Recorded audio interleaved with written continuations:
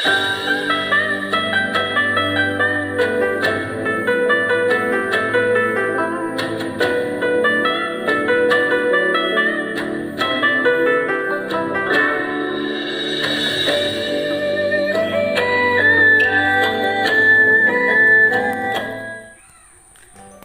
Everyone, once again welcome back to my channel.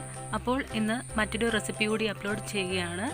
Leafy egg fry എങ്ങനെ തയ്യാറാക്കിയെടുക്കാം, അതിൻ്റെ റെസിപ്പിയാണ് ഞാൻ അപ്ലോഡ് ചെയ്യുന്നത്. അപ്പോൾ ലീഫി എഗ് ഫ്രൈ ഉണ്ടാക്കുന്നതിന് വേണ്ടി എടുത്തിരിക്കുന്നത് ഇതുപോലത്തെ ഒരു ചീരയാണ്. ഇതുപോലത്തെ 3 ലീഫാണ് എടുത്തിരിക്കുന്നത്. ഇനിയും വേണ്ടത് ഇത് ചീര ചേമ്പാണ്. അപ്പോൾ ഇതിൻ്റെ ഇലയും അതുപോലെ തന്നെ സ്റ്റെമ്മും ഒക്കെ നമുക്ക് കറി വയ്ക്കാൻ വേണ്ടി ഉപയോഗിക്കാം. ഞാനിപ്പോൾ ഇവിടെ എടുക്കുന്നത് ഇല മാത്രമാണ്. ഓക്കെ, ചീരച്ചേമ്പിൻ്റെ 3 ഇലയാണ് എടുത്തിരിക്കുന്നത്. ചീരയുടെ ഇല വളരെ നന്നായി ചെറുതായി അരിഞ്ഞെടുത്തിട്ടുണ്ട്. അതുപോലെ തന്നെ ചീരച്ചേമ്പിൻ്റെ ഇലയും ചെറുതായി അരിഞ്ഞെടുക്കുക.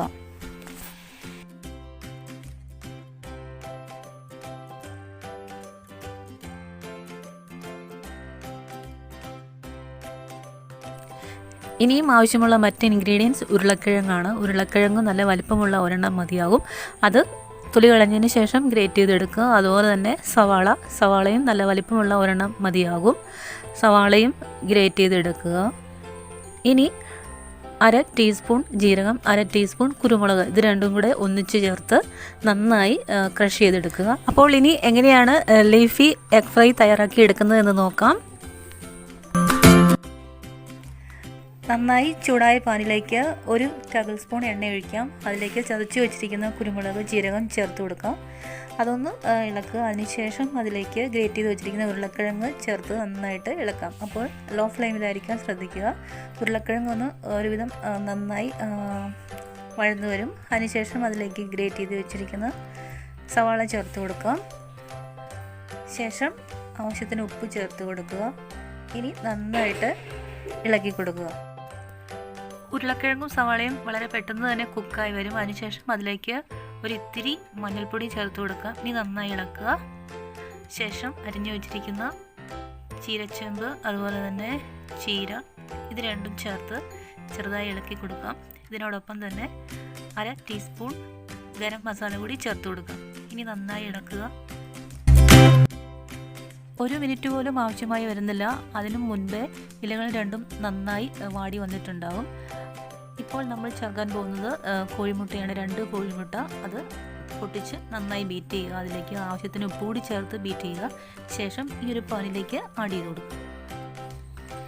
മുട്ട പാനിലേക്ക് ആഡ് ചെയ്തതിന് ശേഷം 1 മിനിറ്റ് നേരത്തേക്ക് ഒന്ന് ഇളക്കാതിരിക്കുക. ഈ സമയത്ത് ലോ ഫ്ലെയിമിലായിരിക്കാൻ പ്രത്യേകം ശ്രദ്ധിക്കുക. അതിനുശേഷം 1 മിനിറ്റിന് ശേഷം ചെറുതായി ഇളക്കി കൊടുക്കാം.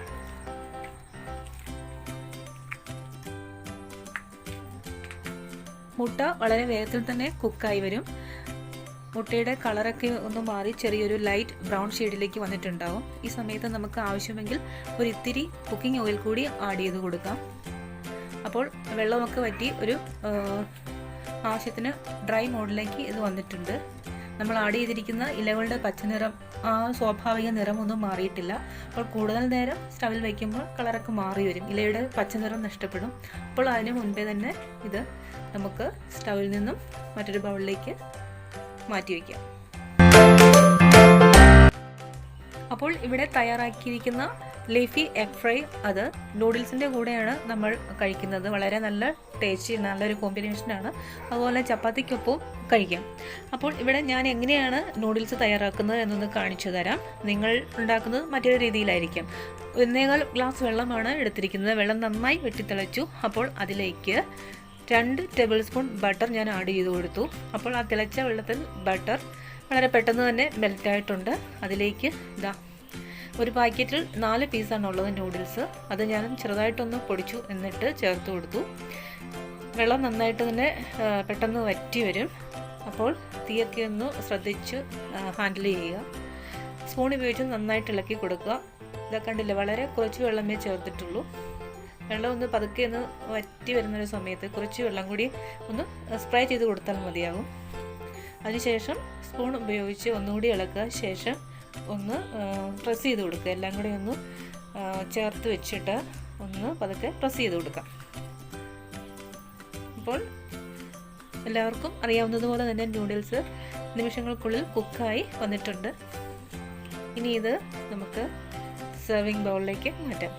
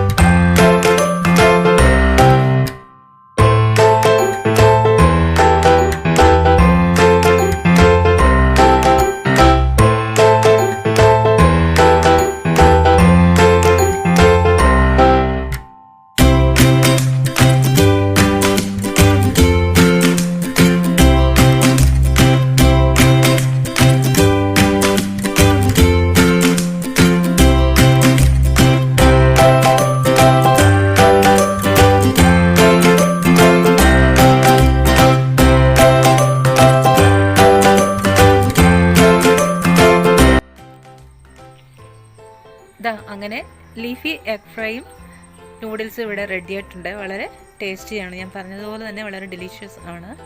തീർച്ചയായും കുട്ടികൾക്ക് ഇഷ്ടപ്പെടും. കുട്ടികൾക്ക് മാത്രമല്ല മുതിർന്നവർക്കും. കാരണം എഗ്ഗ് അതിൻ്റെ കൂടെ തന്നെ നമ്മൾ സ്പിനാഷ് അത് ചേർത്തിട്ടുണ്ട്.